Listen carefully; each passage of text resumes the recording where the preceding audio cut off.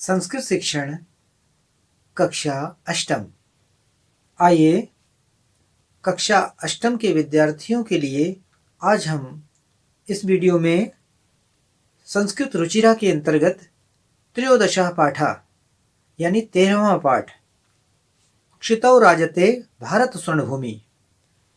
भारत स्वर्णभूमि, क्षितौ माने पृथ्वी पर, राजते माने सुशोभित होती है, अर्थात भारत की स्वर्णिम भूमि पृथ्वी पर सुशोभित होती है। प्रस्तुत पाठ श्लोकों के रूप में है और प्रस्तुत पद्यांश या श्लोक डॉक्टर कृष्णचंद्र त्रिपाठी जी द्वारा रचित हैं। इनमें भारत के गौरव का सुंदर गुणगान किया गया है। इन श्लोकों में देश की खाद्यान्न संपन्नता, कलानुराग, प्राविधिक प्रवीणता, वन एवं सामरिक शक्ति की महनीयता को भी दर्शाया गया है। हमारी प्राचीन परंपराएं, संस्कृति, आधुनिक मिसाइल क्षमता एवं परमाणु शक्ति संपन्नता के गीत द्वारा कवि ने देश की सामर्थ्य शक्ति का सुंदर वर्णन किया है। ये वर्णन इनके द्वारा रचित श्लोकों में हम लोग इनका अध्ययन कर रहे हैं। इन श्लोकों का सस्वर गायन भी करेंगे। छात्र छात्राएं संस्कृत के इन श्लोकों का सस्वर गायन करें और देश के गौरव की अनुभूति करें। हमें अपने देश की सुंदर संस्कृति पर सदैव गर्व होना चाहिए। इसी उद्देश्य से यहाँ इन श्लोकों को संकलित किया गया है। श्लोक प्रस्तुत है, सस्वर गायन कर रहा हूं। सुपूर्ण सदैवास्ति खाद्यान्न भाण्डम, नदीनां जलम यत्र पीयूष तुल्यम, इयं स्वर्णवद् भाति शस्यैर्धरेयं, क्षितौ राजते भारत स्वर्णभूमिः, क्षितौ राजते भारत स्वर्णभूमिः। दूसरा श्लोक, त्रिशूलाग्निनागैः पृथिव्यस्त्रघोरैः, अणूनां महाशक्तिभिः पूरतेयम्, सदा राष्ट्ररक्षार्तानां धरेयम्, क्षितौ राजते भारत स्वर्णभूमिः, क्षितौ राजते भारत स्वर्णभूमिः। तीसरा श्लोक है, इयं वीरभोग्या तथा कर्म सेव्या, जगद्वंदनीया च भूदेवगेया, सदा पर्वणाम् उत्सवानां ध्येयम्, क्षितौ राजते भारत स्वर्णभूमिः, क्षितौ राजते भारत स्वर्णभूमिः।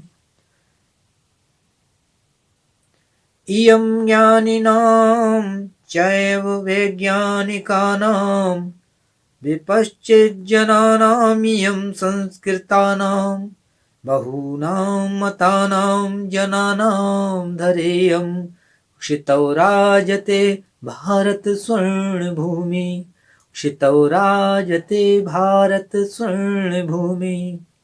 पांचवा श्लोक देखें।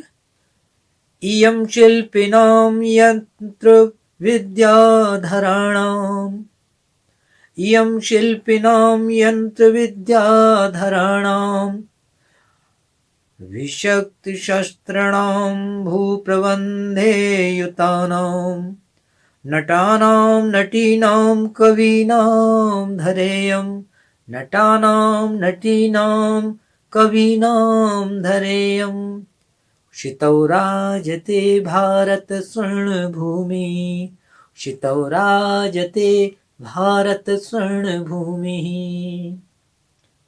और इस पाठ का अंतिम षष्ठ श्लोक है, इसका भी रसास्वादन कीजिए। वने दिग्गजानां तथा केशणीनां, और पाठ के अंत में ये छठा श्लोक, षष्ठ श्लोक, इसका रसास्वादन करें। वने दिग्गजानां तथा केशरिणीनां तटीनां इयं वर्तते भूधराणां शिखीनां शुकानां पिकानां धरेयं शिखीनां शुकानां पिकानां धरेयं क्षितौ राजते भारत स्वर्णभूमिः क्षितौ राजते भारत स्वर्णभूमिः। आइए अब हम इन श्लोकों का हिंदी अर्थ समझेंगे।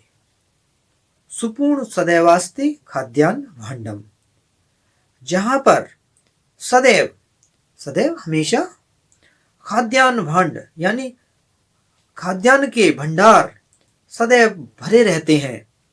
नदी नाम जलम यत्र पूष तुल्यम, पीयूष माने अमृत, तुल्य, नदियों का जल, यत्र माने जहां, जहां नदियों का जल अमृत के तुल्य है। यह माने यह, स्वर्णवद यानी स्वर्ण के समान, सोने की तरह, भांति माने तरह, शस्यै धरेयम सोने की तरह सुनहरी फसलों से युक्त ये धरा, क्षितौ राजते ये पृथ्वी पर ऐसी भारत की स्वर्ण भूमि सुशोभित होती है। ऐसी सुंदर स्वर्णिम भारत भूमि पृथ्वी पर सुशोभित होती है। अर्थात इस पृथ्वी पर भारत देश एक ऐसा सुंदर देश है जहां पर शस्य श्यामला और स्वर्णिम आभा से युक्त सुंदर फसलें सुशोभित होती हैं। इसका अर्थ पुनः समझें। जहां पर खाद्यान्न भांडम, जहां पर खाद्यान्न के भंडार सदैव भरे रहते हैं और जहां नदियों का जल अमृत के समान पवित्र एवं कल्याणकारी है। इयम स्वर्णविद भाति शस्यै धरेयम, और यहाँ सुनहरी फसलें धरा पर सुशोभित होती हैं, सोने की तरह सुशोभित होती हैं। ऐसी भारत की स्वर्णिम भूमि पृथ्वी पर सुशोभित होती है। दूसरा श्लोक, त्रिशूलाग्नि नागई पृथ्वी अस्त्र घोरई।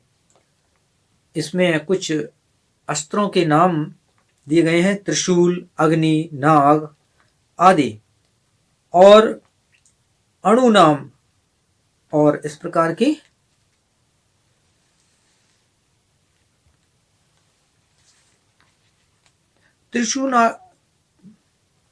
त्रिशूल, आग्नि, पृथ्वी अस्त्र घोरई, घोरई मानी भयंकर, ये भारत भूमि त्रिशूल, अग्नि, नाग आदि शस्त्रों से, भयंकर अस्त्रों से,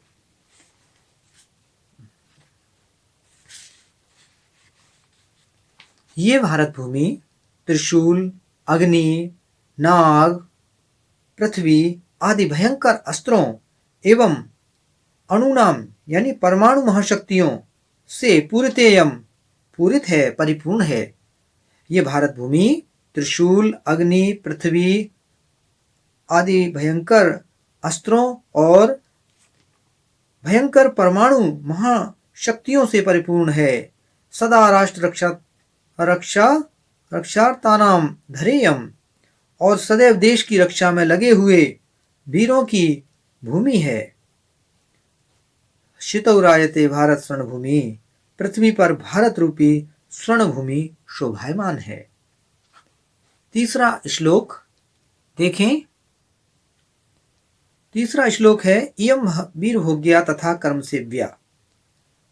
तीसरा श्लोक अर्थ समझे। इयम माने यह भारत भूमि, ये भारत भूमि वीर भोग्या, वीरों द्वारा भोग्य है, कर्म सेव्या, कर्म के द्वारा सेवनीय है। यहाँ कर्म फल का महत्व माना जाता है। यथा कर्म तथा फल। जगत वंदनीय, और विश्व द्वारा, जगत माने संसार, विश्व वंदनीय है। चा भू देव गया, तथा ये पृथ्वी देवताओं द्वारा गान योग्य भूमि है। देवता भी जिसका गुणगान करते हैं, जिसकी प्रशंसा करते हैं, ऐसी पावन ये धरा है भारत भूमि। सदा पर्वणाम उत्सवानाम धरेयम, और सदैव पर्व उत्सवों की ये धरा, यानी उत्सवों और पर्वों की ये पावन भूमि है। ऐसी भारत स्वर्ण भूमि शितौ राजते पृथ्वी पर विराजमान है। संपूर्ण हिंदी भावार्थ समझें। ये भारत भूमि वीरों द्वारा भोग्य, कर्म द्वारा सेवनीय, विश्व द्वारा वंदनीय, देवताओं द्वारा गाने योग्य सुंदर भूमि है। यह सदैव पर्वों और उत्सवों की भूमि है। पृथ्वी पर स्वर्ण भूमि भारत विराजमान है, या भारत रूपी स्वर्ण भूमि विराजमान है। चौथा श्लोक देखिए। इयम ज्ञानिनाम चैव वैज्ञानिकानाम, यह ज्ञानियों की और वैज्ञानिका नाम वैज्ञानिकों, विपश्चित जनानाम माने विद्वानों, तथा संस्कृता नाम माने सुसंस्कृत लोगों की, ये माने यह भूमि है। यह भूमि वैज्ञानिकों की, ज्ञानियों की, बुद्धिजनों की और सुसंस्कृत लोगों की पावन भूमि है। ये अनेक मतों वाले लोगों की धरेयम माने धरा है। धरेयम में संधि विच्छेद करें, धरा प्लस इयम बराबर धरेयम हो जाएगा, यानी आ ई मिलकर ए, यानी गुण संधि हो रही है यहाँ पर। धरेयम, धरा इयम, इयम माने यह स्त्रीलिंग में, और धरा पृथ्वी, तो धरा प्लस इयम धरेयम शब्द बन जाता है जोड़ने पर ये। और ये अटपटा सा कोई अर्थ नहीं है, इसे अलग अलग संधि विच्छेद करके समझिए। धरेयम, धरा इयम, धरेयम। बहुनाम बहुत से मतों वाले, जना नाम लोगों की ये धरा है। शितौ राजते भारत स्वर्ण भूमि, और भारत स्वर्ण भूमि पृथ्वी पर विराजमान है। पांचवा श्लोक देखें। एक बार मैं इसका भी सस्वर पुनः गायन कर देता हूं, क्योंकि श्लोक है, गायन है, रसास्वादन में बहुत आनंद आता है, सुनने और सुनाने में भी। तो एक बार पुनः मैं इसका गायन कर देता हूं, शायद आपको अच्छा लगेगा और आप भी प्रयास कीजिएगा। यम शिल्पिनां यंत्र विद्याधराणां विशक्ति शास्त्रिणां भूप्रबंधे युतानां नटानां नटीनां कवीनां धरेयम। कितना सुंदर शब्दों का समायोजन है, देखिएगा। नटानां नटीनां कवीनां धरेयम क्षितौ राजते भारत स्वर्ण भूमि, क्षितौ राजते भारत स्वर्ण भूमि।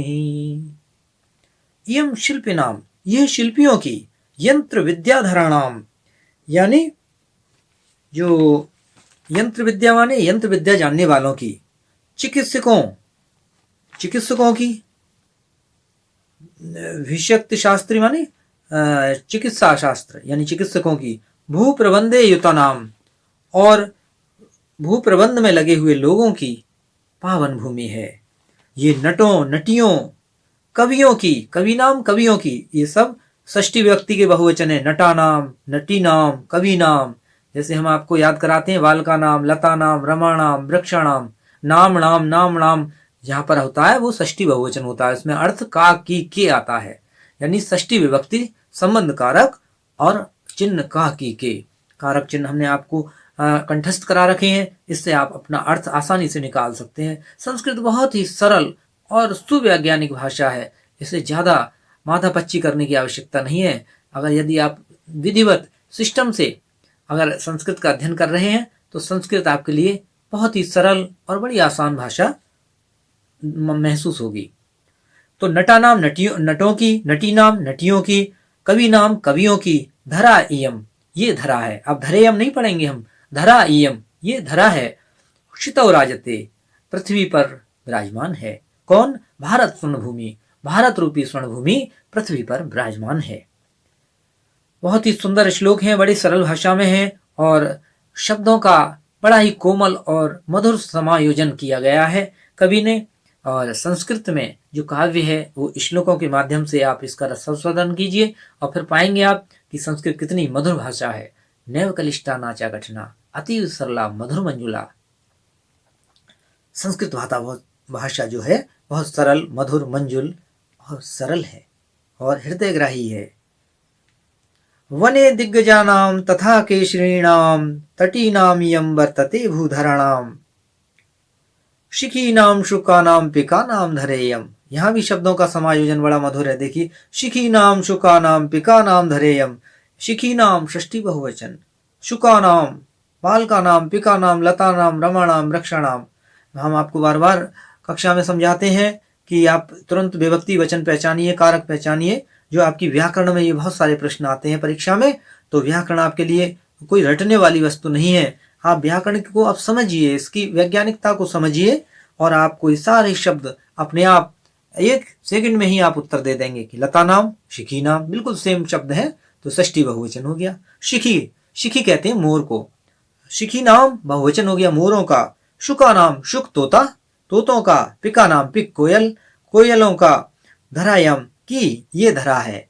यह मोरों की, तोतों की, कोयलों की धरा है। क्षितौरायते भारत स्वर्णभूमि, और भारत स्वर्णभूमि पृथ्वी पर विराजमान है। इस प्रकार से यह छठा श्लोक भी समाप्त होता है। तो ये श्लोक डॉक्टर कृष्णचंद्र त्रिपाठी जी द्वारा रचित हैं, और आपको मैं आपसे आग्रह करता हूं कि आप इन 6 श्लोकों में से कोई भी जो आपको बहुत अच्छे और सरल महसूस हो, उनमें से कम 2 श्लोक अवश्य ही सस्वर कंठस्थ कर लें। यह आपके लिए बड़ा आनंददायक रहेंगे और बड़े ही उपयोगी रहेंगे। और इसमें अपने देश की सुंदर, इसमें गौरव का वर्णन है, तो आप भी गौरवान्वित हों अपने देश की संस्कृति पर, अपने देश की सुंदर यहाँ की जो प्राकृतिक संपदा है, और यहाँ की जो हमारी शक्ति संपन्नता है, इसका आप अपने जीवन में महसूस करके गौरव की अनुभूति करें। अब मैं इसका श्लोक जो है, छठा श्लोक एक बार और पढ़ देता हूं, और फिर आपके ये वीडियो का भी समय पूर्ण हो जाएगा। वने दिग्गजानां तथा केशरिणां, वने दिग्गजानां तथा केशरिणां, तटीनां इयं वर्तते भूधराणां।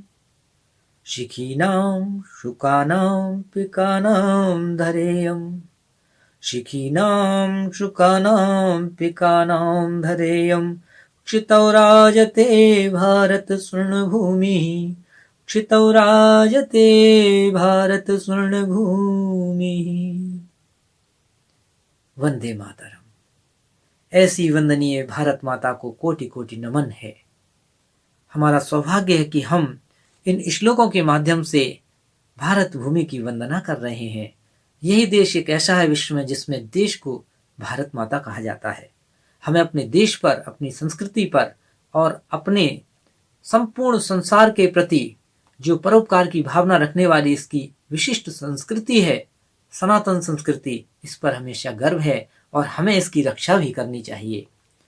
तो इस श्लोक के द्वारा आपको इसमें जो प्राकृतिक पशु पक्षी की संपदा है उसका भी वर्णन आया। जैसे वने दिग्गजानाम केसरीणाम, ये वन में हाथियों की, केसरी माने सिंहों की, और नदी नाम नदियों की, पर्वतों की, और शिखी नाम मोरों की, शुका नाम तोतों की, और कोयलों की, पिका नाम कोयलों की यानी पक्षियों की धरा है। पृथ्वी पर क्षितौराजते भारत स्वर्णभूमि, और पृथ्वी पर ये भारत रूपी स्वर्णभूमि शोभायमान है। हम इसको कोटि कोटि नमन करते हैं। तो प्रिय विद्यार्थियों, हम उम्मीद करते हैं आपको इस पाठ का आप जो पठन पाठन है, जो काव्यात्मक सौंदर्य है, इसका आप काव्यात्मक ढंग से ही वाचन करें, रसास्वादन करें, तभी इस पाठ का उद्देश्य पूर्ण होगा, और अपने भारत की सुंदर गौरवमयी अनुभूति को इन श्लोकों के माध्यम से समझने का प्रयत्न करें, तभी हमारा प्रयास सार्थक होगा। अगले वीडियो में हम आपको इसके शब्दार्थ और अभ्यास कार्य का अध्ययन कराएंगे। उम्मीद करते हैं ये वीडियो आपके लिए उपयोगी सिद्ध होगा। धन्यवाद।